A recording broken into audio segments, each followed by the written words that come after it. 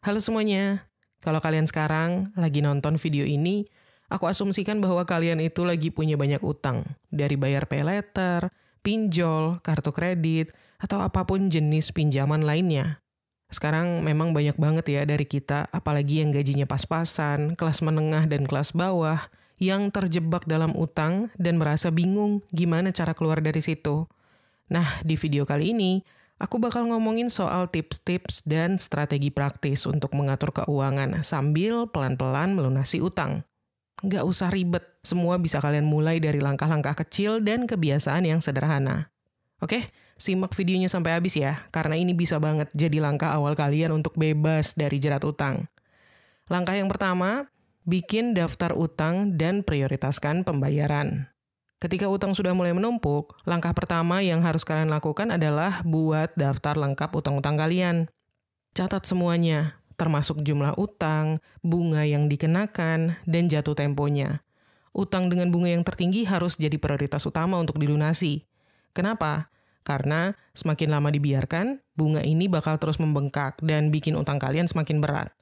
Memahami prioritas dalam pembayaran utang adalah kunci untuk menghindari jebakan utang yang semakin membesar. Fokuskan pada utang yang paling mahal secara bunga, supaya beban keuangan kalian bisa berkurang lebih cepat. Kita pakai contoh ilustrasi ya. Misalnya nih, kalian punya 3 utang. Yang pertama utang pay letter sebesar 2 juta, bunganya 5% per bulan. Terus ada utang pinjol A, 3 juta, bunganya 15% per bulan. Dan pinjol B, 5 juta dengan bunga 10% per bulan.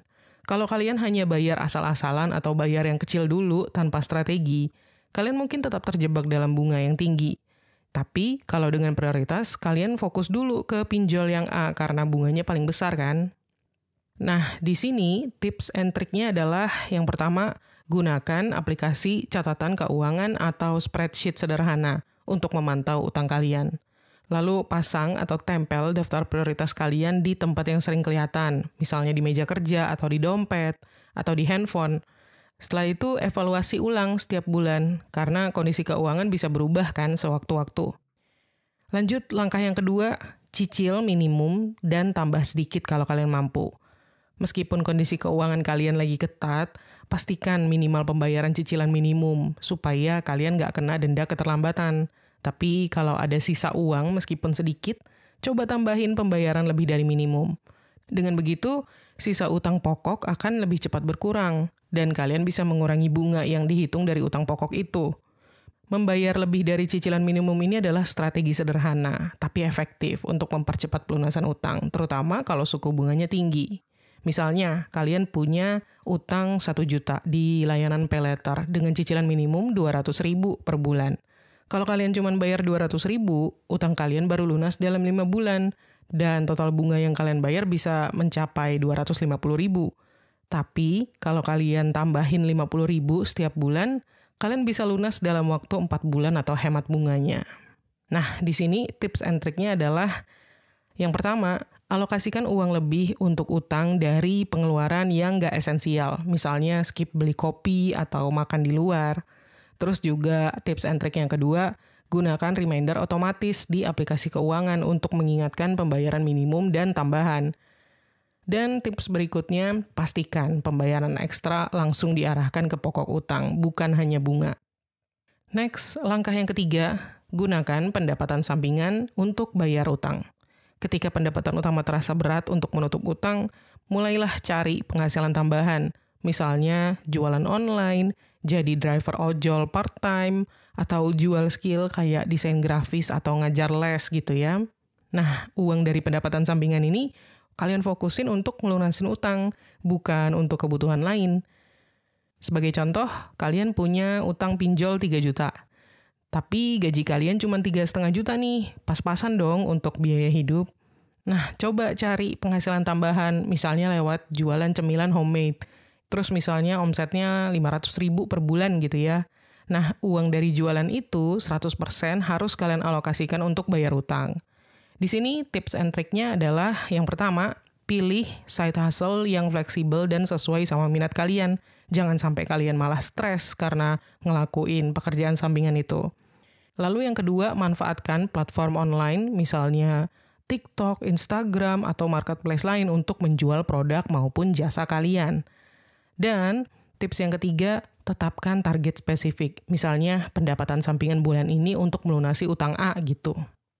Lanjut, langkah yang keempat, kurangi pengeluaran non-esensial. Di saat utang udah mulai menumpuk, hal pertama yang harus juga kalian evaluasi adalah pengeluaran yang nggak esensial. Ini termasuk jajan di luar, langganan streaming yang jarang dipakai, nongkrong-nongkrong setiap minggu, atau belanja barang-barang yang sebenarnya nggak kalian butuhkan. Semua pengeluaran ini bisa dialihkan untuk bayar utang. Memang betul, memangkas pengeluaran gaya hidup itu kadang terasa berat. Tapi ini langkah penting untuk mengembalikan kestabilan keuangan kalian, terutama ketika lagi punya banyak utang. Contoh, misalnya kalian punya kebiasaan nongkrong di kafe setiap weekend dengan rata-rata pengeluaran 300.000. Dalam sebulan, itu udah 1,2 juta sendiri. Kalau kalian lagi terlilit utang, stop dulu nongkrong-nongkrong itu, mungkin beberapa bulan ke depan, dan gunakan uang itu untuk bayar utang kalian. Sekarang, tips and triknya adalah yang pertama, ganti aktivitas yang mahal dengan yang lebih hemat. Misalnya nongkrong di rumah aja sambil ya beli cemilan atau bikin cemilan sendiri. Lalu tips yang kedua, bikin daftar pengeluaran setiap minggu dan tandai mana yang bisa dihilangkan. Dan tips yang ketiga, terapkan aturan no spend day, yaitu hari tanpa belanja apapun yang nggak penting. Next, langkah yang kelima, negosiasi dengan pihak pemberi utang. Kalau ngerasa cicilan kalian mulai terlalu berat, jangan cuma diem aja. Coba hubungi pihak layanan paylater atau pinjol untuk bernegosiasi soal bunga, tenor, atau dendanya. Beberapa platform menawarkan opsi restrukturisasi utang untuk mempermudah pelunasan. Misalnya nih, kalian punya utang 5 juta di pinjol dengan tenor 3 bulan. Setelah kalian hitung-hitung, kalian sadar nggak bakal mampu bayar penuh tepat waktu. Nah, coba hubungi pinjolnya. Barangkali kalian bisa dapat perpanjangan tenor jadi 6 bulan dengan bunga yang lebih rendah. Di sini, tips and triknya adalah yang pertama, hubungi customer service pemberi utang secepatnya kalau kalian ngerasa nggak sanggup untuk bayar atau butuh keringanan. Terus yang kedua, siapin dokumen pendukung kayak misalnya bukti penghasilan atau pengeluaran kalian untuk mendukung negosiasi. Dan tips yang ketiga, pastikan platform pinjol yang kalian gunakan itu adalah yang resmi terdaftar di Otoritas Jasa Keuangan atau OJK. Lanjut, langkah yang keenam, buat anggaran ketat dan patuhi. Ketika kalian punya banyak utang, maka kalian butuh anggaran yang ketat supaya bisa mengelola keuangan dengan baik. Susun prioritas kalian, mulai dari kebutuhan pokok, misalnya makan, transportasi, listrik, sampai pembayaran utang. Kuncinya adalah patuh dengan anggaran yang udah kalian buat, tanpa tergoda untuk menghabiskan uang buat hal lain. Misal, kalian punya gaji 4 juta nih. Nah, kalian bikin anggaran, alokasinya misalnya 1,5 juta untuk kebutuhan pokok. Terus 1 juta untuk bayar utang, 500.000 untuk transportasi, 500.000 lagi untuk tabungan darurat, dan 500.000 sisanya untuk hiburan, dengan batas yang ketat. Kalau kalian ngikutin anggaran ini dengan disiplin, percaya deh, kalian bisa mengurangi utang kalian secara bertahap. Nah, di sini tips and triknya yang pertama yaitu gunakan aplikasi budgeting, kayak misalnya Wallet, atau Money Manager, atau Money Lover untuk memantau pengeluaran kalian. Lalu tips yang kedua, pakai metode amplop untuk membagi uang sesuai dengan pos anggaran kalian. Dan tips yang ketiga, evaluasi anggaran kalian setiap akhir bulan untuk melihat apakah perlu penyesuaian. Lanjut, langkah yang ketujuh, kurangi penggunaan paylater dan pinjol. Ketika utang sudah menumpuk, berhenti menambah utang baru adalah langkah wajib. Jangan tergoda dengan fitur paylater ataupun pinjol meskipun kelihatannya praktis. Karena kalau kalian terus menggunakan layanan-layanan ini, utang kalian akan semakin membengkak, guys. Fokuslah menggunakan penghasilan kalian saat ini untuk kebutuhan yang benar-benar mendesak. Karena pinjol dan paylater itu ibarat pisau bermata dua, berguna kalau dikelola dengan baik, tapi bisa menghancurkan kalian kalau digunakan tanpa kontrol. Sebagai contoh nih, misalnya kalian sering pakai paylater untuk belanja baju dan beli makanan, padahal kalian masih punya utang 3 juta di pinjol misalnya. Nah, kalau kalian udah sadar nih kebiasaan ini bikin utang kalian terus bertambah, kalian stop dulu tuh atau bahkan hapus sekalian aplikasi paylater dari handphone kalian dan fokus lunasi utang yang ada. Nah, di sini tips and triknya adalah yang pertama, hapus aplikasi paylater atau pinjol dari handphone kalian supaya nggak tergoda. Dan yang kedua, buat anggaran belanja dan hanya gunakan uang tunai atau debit ya. Dan yang ketiga, kalau kalian butuh barang tertentu, pertimbangkan untuk beli yang second atau tukar tambah supaya lebih hemat. Lanjut, langkah yang ke-8, cari pinjaman tanpa bunga dari kerabat atau sahabat terdekat kalian. Kalau situasi udah mendesak banget dan utang kalian terus membengkak karena bunga yang tinggi, pertimbangkanlah untuk meminjam dari keluarga atau teman dekat. Tapi pastikan kalau kalian punya rencana pembayaran yang jelas supaya hubungan tetap baik. Pinjaman tanpa bunga ini bisa sangat membantu untuk melunasi utang dengan bunga tinggi dengan lebih cepat. Katakanlah misalnya kalian punya utang pinjol sebesar 5 juta dengan bunga 10% per bulan. Nah, supaya nggak kena bunga yang semakin membengkak, kalian bisa tuh coba pinjam 5 juta dari kakak kalian mungkin, kan jadinya nggak ada bunga. Dan susun jadwal pembayaran, misalnya 1 juta per bulan selama 5 bulan. Di sini tips and triknya adalah yang pertama, jelaskan kondisi keuangan kalian secara jujur dan terbuka kepada keluarga atau teman yang ingin kalian pinjam uangnya. Lalu, buat perjanjian tertulis sederhana untuk menghindari kesalahpahaman. Dan tips yang ketiga, bayar tepat waktu supaya hubungan kalian tetap harmonis dan terpercaya. Next, langkah yang ke-9, pertimbangkan jual barang yang nggak digunakan. Di saat kalian udah terjebak utang, coba cek lagi barang-barang yang kalian punya. Ada nggak barang yang jarang dipakai atau masih bernilai? Misalnya gadget lama, baju branded, atau bahkan perabotan yang udah nggak terpakai. Barang-barang ini bisa kalian jual dan uangnya digunakan untuk membayar utang. Menjual barang yang nggak digunakan adalah cara cepat untuk mendapatkan dana tanpa menambah utang baru. Misal, kalian punya smartphone lama yang masih berfungsi, terus ada sepeda lipat yang udah jarang dipakai, dan beberapa sneakers yang branded. Setelah kalian jual itu di marketplace, kalian berhasil mengumpulkan 3 juta. Nah, uang itu langsung aja pakai untuk melunasi sebagian utang kalian di pinjol atau paylater.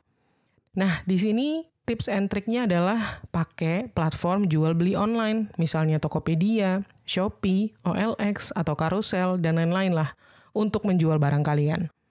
Dan pastikan bahwa barang yang kalian jual itu masih dalam kondisi layak dan harganya wajar ya. Terus juga kalau barangnya terlalu besar, misalnya itu perabotan, tawarkan ke tetangga kalian atau komunitas lokal, supaya nggak ribet dan bayar ongkir lagi. Lanjut, langkah yang ke-10, buat dana darurat mini.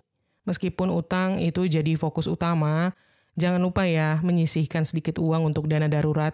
Karena dana ini penting supaya kalian nggak perlu ngambil utang baru kalau ada kebutuhan mendesak, kayak misalnya biaya berobat atau perbaikan mendadak. Dana darurat mini ini bisa dimulai dari nominal kecil, misalnya 500.000 sampai 1 juta. Katakanlah misalnya kalian punya utang 2 juta di paylater, tapi kalian bisa menyisihkan 100.000 setiap bulan di tabungan khusus dana darurat. Misalnya amit-amit nih, motor kalian mogok dan butuh biaya servis, katakanlah itu 300.000. Nah, berkat dana darurat mini ini, kalian nggak perlu menambah utang baru kan untuk bayar perbaikan servis motor itu. Di sini tips and trik untuk membangun dana darurat mini adalah yang pertama, gunakan rekening tabungan terpisah untuk menyimpan dana darurat. Lalu mulai dengan jumlah kecil sesuai dengan kemampuan kalian. Lalu tingkatkan itu secara bertahap. Dan jangan sentuh dana darurat itu kecuali benar-benar mendesak. Jangan dipakai untuk beli sesuatu yang konsumtif. Next, langkah yang ke-11, batasi penggunaan kartu kredit kalian. Ini buat kalian yang pakai kartu kredit, usahakan untuk kurangi penggunaannya atau bahkan berhenti dulu ya untuk sementara. Karena kartu kredit itu bisa jadi bumerang karena menawarkan kemudahan berbelanja tanpa uang tunai, tapi akhirnya malah menambah utang baru. Sama sebenarnya kayak paylater. Fokuslah untuk melunasi tagihan yang ada sebelum memikirkan transaksi baru dengan kartu kredit. Ingat bahwa kartu kredit itu adalah alat pembayaran, bukan sumber uang tambahan. Menggunakan kartu kredit secara nggak bijak itu hanya akan memperburuk kondisi utang kalian. Sebagai contoh, misalnya kalian sering pakai kartu kredit untuk belanja bulanan, meskipun utang kalian di pinjol dan paylater belum lunas, akhirnya tagihan kartu kredit kalian naik bahkan sampai berjuta-juta. Ini waktunya kalian stop pakai kartu kredit untuk sementara dan hanya belanja dengan uang tunai yang kalian miliki. Di sini tips and triknya adalah tinggalkan kartu kredit kalian di rumah untuk menghindari impulsif belanja. Terus juga bayar tagihan kartu kredit tepat waktu untuk menghindari bunga tambahan. Dan gunakan fitur auto debit supaya kalian gak lupa bayar tagihan minimum kartu kredit itu. Lanjut, langkah yang ke-12, terapkan sistem cash envelope atau amplop. Mengelola uang di saat utang menumpuk itu bisa lebih mudah kalau kalian punya sistem yang jelas. Sistem cash envelope atau amplop adalah metode membagi uang secara fisik ke dalam beberapa amplop sesuai dengan kategori pengeluaran, misalnya kebutuhan pokok, bayar utang, transportasi, dan hiburan, semuanya terpisah sendiri-sendiri. Dengan cara ini, kalian bisa lebih disiplin dan tahu batas pengeluaran di setiap kategori. Dan mengelola uang secara fisik, ini akan membantu kalian lebih sadar tentang berapa yang masuk dan berapa yang keluar, sehingga akan lebih sulit untuk tergoda mengeluarkan uang di luar rencana kalian. Contoh ya, misalnya kalian punya gaji 4 juta per bulan, kalian bagi tuh uang kalian ke beberapa amplop. Misalkan 1 juta untuk bayar utang, terus 1,5 juta untuk kebutuhan pokok, 1 juta lagi untuk transportasi dan pekerjaan kalian, dan 500.000 sisanya untuk tabungan dan hiburan. Jadi setiap kali uang di amplop itu habis, kalian tahu bahwa kalian udah harus menahan diri sampai bulan depan. Di sini, tips and triknya adalah gunakan amplop fisik atau aplikasi budgeting dengan sistem yang sama ya. Terus jangan mencampur uang di satu amplop dengan kategori lain. Dan evaluasi setiap bulan untuk memastikan pembagian uang kalian itu sudah sesuai dengan kebutuhan. Next, langkah yang ke-13, evaluasi kebiasaan belanja dan ubah pola konsumsi. Kebiasaan belanja yang boros sering jadi penyebab utang bisa menumpuk. Nah, coba evaluasi pola konsumsi kalian. Apakah kalian sering beli barang yang nggak perlu? Atau kalian mungkin lebih sering makan di luar daripada masak sendiri? Coba mulai ubah pola konsumsi dengan fokus pada kebutuhan, bukan keinginan. Kalau menurut konsultan keuangan pribadi terkenal di Amerika Serikat, Dave Ramsey, financial success itu 80% adalah kebiasaan dan 20% adalah pengetahuan. Mengubah kebiasaan adalah langkah yang paling penting. Misalnya, kalian sering beli kopi hampir setiap hari, harganya 30.000. Dalam sebulan, pengeluaran untuk kopi itu bisa mencapai 900.000. Nah, kalau kalian udah sadar bahwa pengeluaran ini udah terlalu besar, kalian bisa pilih untuk beli alat pembuat kopi sederhana dan mulai bikin kopi sendiri di rumah. Dari situ kalian bakal hemat banyak banget dan uangnya bisa kalian alihkan untuk membayar utang. Di sini tips and triknya adalah yang pertama, catat dulu pengeluaran harian kalian selama sebulan untuk mengetahui pola belanja kalian itu seperti apa. Terus prioritaskan kebutuhan pokok dan kurangi pembelian barang yang nggak mendesak. Dan terapin aturan 30-day rule. Tunggu 30 hari sebelum kalian membeli barang yang kalian inginkan. Next, langkah ke-14, cari diskon dan promo untuk kebutuhan sehari-hari. Di saat kalian sedang berjuang melunasi utang, mencari diskon atau promo untuk kebutuhan sehari-hari bisa jadi cara jitu untuk menghemat, guys. Penghematan ini nantinya bisa dialokasikan untuk melunasi cicilan. Banyak kok promo dari supermarket, marketplace, atau aplikasi yang bisa dimanfaatkan. Ingat, berhemat itu soal keputusan kecil yang konsisten. Gunakan setiap kesempatan, termasuk diskon, untuk menciptakan ruang lebih di anggaran kalian. Misal, kalian biasanya belanja bulanan di minimarket dekat rumah tanpa ngecek promo. Nah, kalau kalian memanfaatkan aplikasi belanja online yang sering menawarkan cashback dan diskon, kalian bisa menghemat ratusan ribu setiap bulan. Uang ini bisa langsung kalian gunakan untuk bayar pinjol atau pay later. Dan tips and triknya yang pertama yaitu pantau aplikasi belanja untuk promo mingguan atau bulanan. Lalu manfaatkan program cashback dari marketplace atau e-wallet misalnya, kayak OVO, GoPay, atau Dana. Dan jangan beli barang hanya karena diskon. Pastiin bahwa setiap pembelian itu memang kebutuhan kalian. Lanjut, langkah yang ke-15, gunakan metode snowball atau avalanche. Kalau kalian punya banyak utang, pilih strategi pelunasan yang sesuai. Metode snowball berarti melunasi utang terkecil dulu untuk mendapatkan rasa pencapaian, sedangkan metode avalanche fokus melunasi utang dengan bunga tertinggi dulu supaya total bunga yang dibayar lebih kecil. Metode snowball ini cocok untuk yang butuh motivasi di awal, sementara kalau avalanche lebih efektif menghemat bunga dalam jangka panjang. Contoh ya, misalnya kalau pakai metode snowball, kalian misalnya punya 3 utang, 1 juta, 2 juta, dan 5 juta. Kalian bisa fokus lunasi yang 1 juta dulu, terus lanjut ke yang lebih besar. Sementara kalau pakai metode avalanche, kalian lebih fokus ke utang yang 5 juta dulu, karena bunganya 10% per bulan. Sedangkan yang lainnya cuma 5%. Nah, di sini tips and triknya adalah buat daftar utang lengkap dengan jumlah dan bunganya. Dan tentukan strategi yang sesuai dengan kondisi dan mental kalian, lalu konsisten ya untuk melunasi utang satu persatu sampai selesai sebelum pindah ke utang lainnya. Next, langkah yang ke-16, tingkatkan edukasi keuangan pribadi. Kalau kalian nggak ingin terus terjebak di utang, mau nggak mau kalian harus investasi waktu untuk belajar soal keuangan pribadi. Coba mulai dengan memahami cara menyusun anggaran atau budgeting, mengelola utang, dan menghindari godaan konsumtif. Semakin banyak yang kalian tahu, semakin baik kalian dalam membuat keputusan keuangan. Edukasi keuangan ini adalah pondasi untuk membangun kebiasaan finansial yang sehat dan memastikan bahwa kalian nggak jatuh ke lubang yang sama. Misal, kalian sering terlilit utang karena belanja tanpa perencanaan. Nah, setelah kalian banyak baca buku tentang keuangan pribadi, atau banyak baca artikel, atau nonton konten tentang keuangan, kalian mulai membangun kebiasaan untuk mencatat pengeluaran dan belajar menabung. Akhirnya, kalian bisa melunasi utang dengan lebih teratur. Nah, di sini tips and triknya kalian bisa ikut kelas keuangan gratis yang ada di platform edukasi seperti Coursera misalnya, atau tonton konten-konten inspirasi edukasi keuangan di YouTube, termasuk di channel Menuju Kekayaan ini ya, promo sedikit.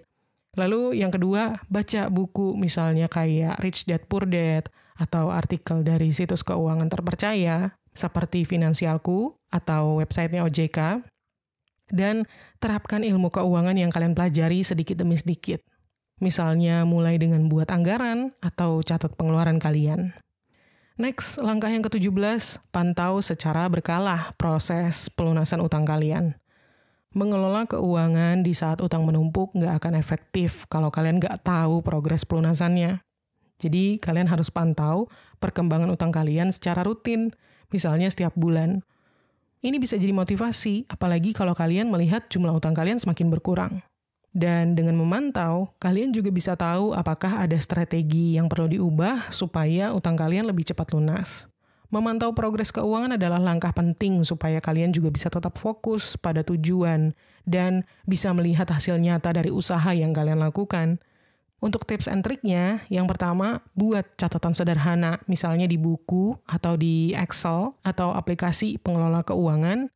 Lalu tetapkan waktu rutin, misalnya akhir bulan, untuk mengecek perkembangan pelunasan kalian. Dan rayakan pencapaian kecil, misalnya berhasil melunasi satu utang atau mengurangi bunga. Dan langkah yang ke-18, tetapkan tujuan bebas utang. Buat kalian yang sedang berjuang melunasi utang, penting banget ya untuk punya tujuan yang jelas dan terukur. Misalnya, kalian pengen bebas utang dalam 12 bulan. Dengan tujuan yang spesifik ini, kalian jadi punya arah yang jelas dan lebih termotivasi untuk mencapainya. Katakanlah, misalnya kalian menetapkan target bebas utang dalam 18 bulan atau 1,5 tahun. Kalian menghitung bahwa misalnya setiap bulan kalian harus menyisihkan 2 juta untuk melunasi utang.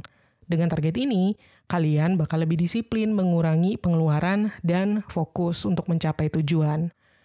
Di sini tips and triknya adalah gunakan metode SMART untuk menetapkan tujuan. SMART itu adalah spesifik, measurable atau terukur, achievable alias bisa dicapai, relevant atau sesuai dengan kondisi, dan time bound atau ada tenggat waktu.